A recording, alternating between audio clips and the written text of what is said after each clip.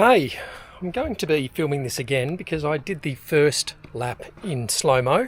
Anyway, so I'm just down in Casterton at the CMCA and parked up here. The CMCA is in behind me, and I want to show you around town, but there's a trail called the Kelpie Trail, and Casterton is famous for being the home of the Kelpie. Absolutely amazing story, but I will show you around and talk you through it as I go. So where I'm parked up, town is literally behind me, and then the trail starts here and takes us through town. So I will pop my helmet on and get going. Okay, let's do this. Sorry ducks. So as I said, the trail literally starts here. Now, I don't know that this is the beginning of the trail, but this is the trail nonetheless. The little river that you can see just down on my right is called the Glenelg River. And then as we're coming through here, so the CMCA park is just over there, great little spot. You'll see all these little blue markers, and that's the Kelpie Trail. So pump track just on the edge of the CMCA park, and then the football netball grounds are just here on my left, and we follow this first part around the Glenelg River, which I can only imagine that Mr. Glenelg, who also named a town or suburb in Adelaide, probably came out here or is part of this river. So beautiful grounds. A lot of these little towns are just centered around their sport, as they should be. So Kelpie Trail keeps going, and little did I know when I first decided to come here, because I decided to come here because it was going to be super hot. So 39, 40 today, and then 47 tomorrow, and little bits of fitness equipment as you go around.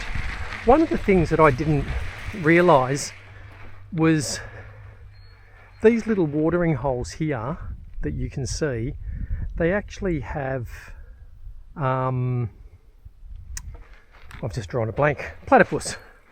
So I'm going to come back tomorrow morning first thing and sit there. The lady in the information centre said you just look for the bubbles and there you shall find platypus, potentially.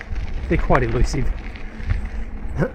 So the trail takes you out of town. I would suggest a lot of people probably walk their dogs around here, but it's a beautiful little track, and it probably, I imagine that it's designed to showcase the town and the area.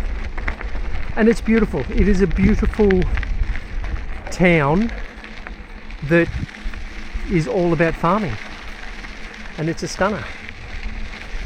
So it's about 1:30 now. I think it's about 32 degrees. It's going to get a fair bit warmer as the day goes on.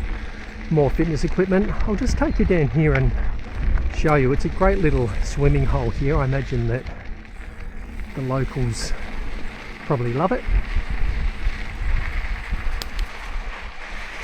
If I don't bin it. How you doing, mate? Hey, mate, all right? Good, thank you. There you go. What a cracking spot. Little rope swing.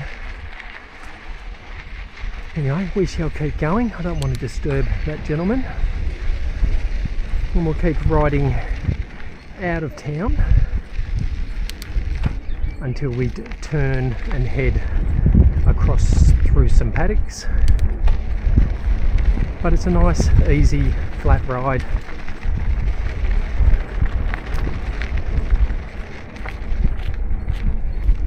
G'day. Keep going out of town. And yeah, as I was saying about the Kelpie, so the origin story of the Kelpie starts here. Oh, there's a lizard cracking along. Don't know if you can see that. G'day mate, get off the road. What are you? Oh, you're a little blue tongue. G'day, mate. How you doing? What's going on? You need to get off the road, bro. Or you're going to get eaten. Anyway, there you go. Little blue tongue. So yes, the origin story of the Kelpie starts here. So there's a farm about 25 k's out of town, and back in 1870, so the town was sort of founded in, you know, the mid 1800s, and the gentleman, I can't think of his name, but needed, you know, a specific sheepdog, and bred two types of collies to end up with the Kelpie, which is just so cool. So 1870 really was the first breeding pair of Kelpies, and there was a whole story around them not giving the rights to that dog to anyone else, and something happened, but there is a whole story. I'll drop the information in the caption so you can read it. But look at this land, just amazing, absolutely stunning. So definitely built around farming.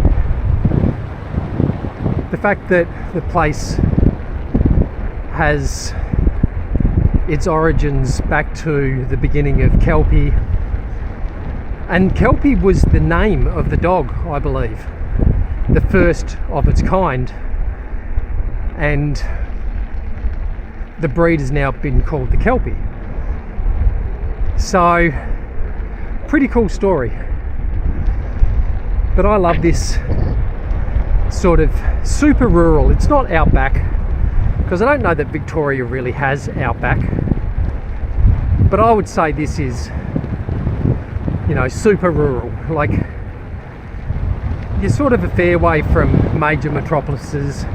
Mount Gambier would probably be the closest major town, which meanwhile has everything, Woolies, Coles, all that sort of stuff. But you are pretty remote out here, but it is a beautiful, beautiful little town with pretty much everything that you need. So we're coming up to a little lagoon, and we're heading back towards town, and this is just a beautiful little lagoon. So there's a little blue marker. We would normally turn right, but I just wanted to show you the beginning of this. And just down there, there's a little wombat sign. I don't know if there's wombats. Maybe they wouldn't put a sign there unless there was. And this whole area through here, and probably more prominently across the little watering hole, is a free camp. Nice 70. G'day, mate. Yeah, it's a free camp across the road, and I'll ride in there and show you. It's such a beautiful spot, and all around this area there's taps, so you can pick up water from these areas.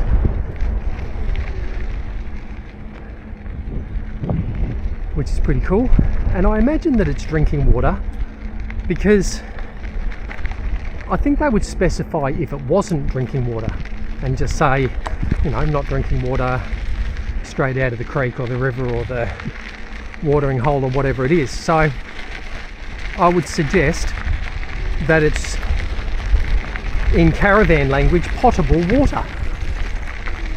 So we're going to cross over here, and then we'll go into the little free camp area. But I have seen people park up on this side as well. Now that's normally my jam, but with how hot it's going to be today and tomorrow, I really just wanted to chase some power. I wasn't really thinking about Australia Day. I was sort of more thinking about work, and happened to be sitting in and doing some work. But when I get back, so it was sort of 32 degrees when I left, and spending as much time in Queensland as I have, which is sort of, you know, fairly consistently for 3 years, 32 and dry just doesn't feel overly hot. So this is the rifle club here. Looks like something out of World War II, and it may have been some type of bunker that they've converted, but it's a rifle club. And then we come down into here. So the Kelpie Trail actually goes right, but I'll just quickly show you in here. And there's just all these amazing statues. I'll show you in a sec. But there it is, S Lagoon RV camping area. 30 days you can park here for free. So you pick up water, go into town, pick up food, and you can park here for 30 days. Like, what? Anyway, the locals know, well, certainly the local businesses know, that to have camper vans, caravans and RVs parked up in town, they're buying stuff. So that little statue is about man's best friend. I'd agree with that. And then there's another one just here, you probably can't quite see it, it's probably a bit wide, but there's one of a wedge-tailed eagle. And when I was coming through just after Hebel on my way to Gooduga, I was driving along and I thought there was a sheep on the side of the road. It was actually a wedge-tailed eagle standing on top of a kangaroo, obviously a roadkill kangaroo. It was absolutely enormous. And the problem with the wedge-tail is they're so big and so slow to take off that that's how they get killed. Anyway, following the Kelpie Trail, so we're heading now into town and we'll go up past the Visitor Information Centre. So another little sports ground here. I'll drop the population in of Casterton as well, because I actually don't know it. And I try to relate it to other towns that I've gone through, and the actual town itself feels about the size of Childers in Queensland. Hoppers, g'day boys. In their four-wheel drives. Yeah, so the town itself feels about the size of Childers in sort of, I guess it's still southeast Queensland, just north of Harvey Bay, about 70 k's north. But beautiful, beautiful old town. Obviously been around since the 1800s, and the buildings themselves are a real mix. They're a real mix between kind of that 1900 and something right up to sort of Art Deco. Now the Art Deco was probably built over probably something turn of the century when the town was a lot smaller. So this is the third time I've done this hill. Anyway, let's get into it. And then we're coming up literally to the main road now of town. Change down a couple of gears. And then the Visitor Information Centre, which is a must-see, is basically the Kelpie Centre, where they talk about the origins of the Kelpie, where the farm is. So the farm is still existing. The new owners that aren't related to the original owners. Now the Kelpie Trail goes right, but I'll just take you past this first part of the information centre. So Visitor Information Centre and Australian Kelpie Centre, which is so amazing. And this is a town that is absolutely in love with their Kelpies. Well, I'm not going to speak for the locals, but the town itself, there's just Kelpie stuff everywhere. So they planted their, g'day mate, so cute. They planted their flag in the ground and it's all about the Kelpies. So I imagine that this is the start of the Kelpie Trail. Could be. Anyway, we're coming down now into the old railway. Bit of a kids play area. Looks fairly new. They're probably finishing that up. They'll put tan bark down or whatever they do. And then we go across into the old railway station. Again, I will probably drop some stats in, and I would imagine that these big sheds here, so that's the station there, I would imagine these big sheds here were either holding pens to transport sheep or shearing sheds. What does it say on there? Doesn't say anything. So one or the other, or both. With the railway station there, I imagine that, you know, brought big mob of sheep in here, and then they got transported onto the big metal machines heading down the tracks. So this just keeps going down here. There is another little blue marker here, I'm not lost, that takes us sort of back into town, but it's just super rural, looks amazing, very green, even though I don't know that they've had much rain recently, but there's obviously a fair bit of water, or there's bore water, or whatever it is. And then we come back into town, sort of, because what I'll end up doing is I'll take you, it follows the loop, and then I'll take you up through the middle of town, which is pretty cool. So another little blue marker coming up. It would be a decent walk. I actually don't know how many k's it is, but it would be a decent walk. Turning left. So Glenelg River is just there on my right, across that bridge. And then we come up the hill here. So you can see the real mix between types of homes, the era, but it's like anything. A lot of this stuff gets knocked down, gets rebuilt, and we lose our heritage, not because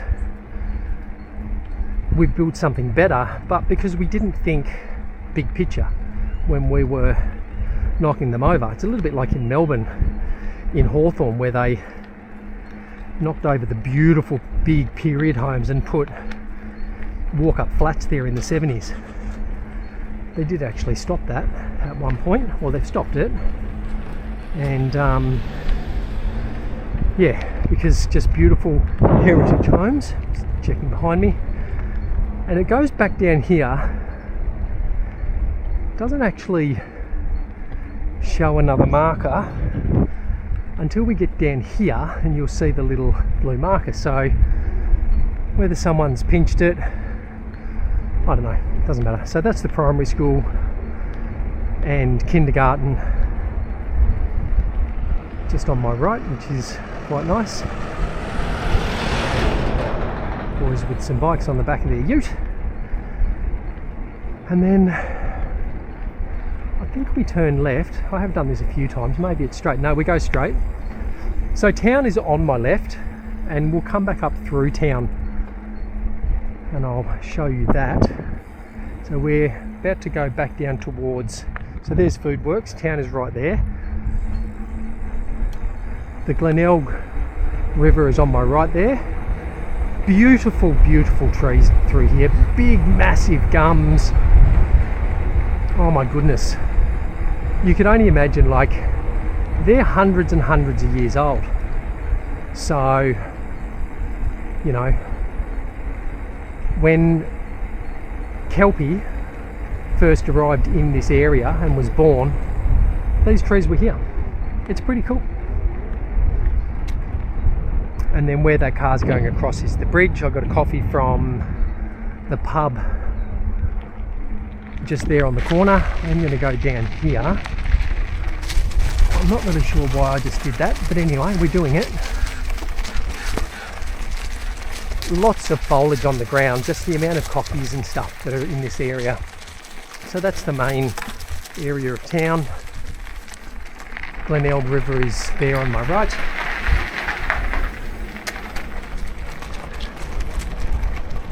G'day guys. G'day. Everybody's hanging out. And then this is really, so just past these cars here is the end of the trail. Hey kids. G'day guys.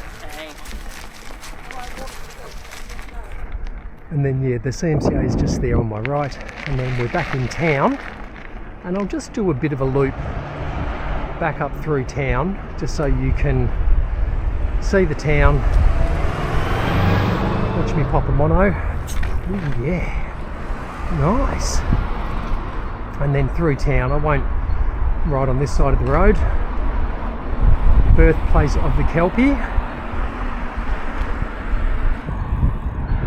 Just cross over and you'll see some of the architecture through town. It's just stunning. So the town hall, I think, says 1908 or something like that. So you've got the local food works, which is actually quite big. So the Albion Hotel here, this might be the 1908 one. Let's have a look. 1907. Food works.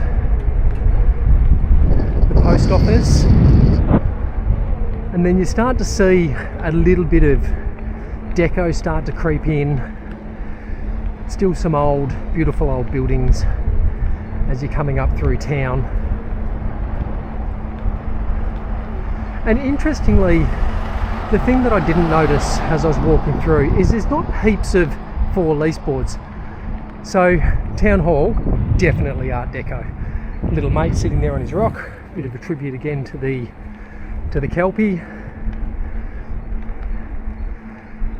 Most of these shops, there's a for lease there, but most of these shops have tenants. That's a good sign. And it probably helps that the food works is a decent sized food works, because if people are going out of town to get food, they're probably going out of town to get everything else. Whereas they're staying in town to get their food, and I've been in there twice, yesterday and today. You're not missing out on anything. So, and here we are, back at the Kelpie Centre. Definitely go in there and have a look. Talks about the history, bit of video. I'll do a Yui, because it won't take long to get back into the CMCA, and you'll see full circle exactly where we've been. And while I was in there, I bought Alfie, my grandson, a little Kelpie toy. I just think that having stuff that is location specific is amazing. So when I was in Narakut, I bought Alfie a Diplodon or something like that, which is one of the megafauna from the era, because I went through the caves up there, which is where they found huge amounts of megafauna.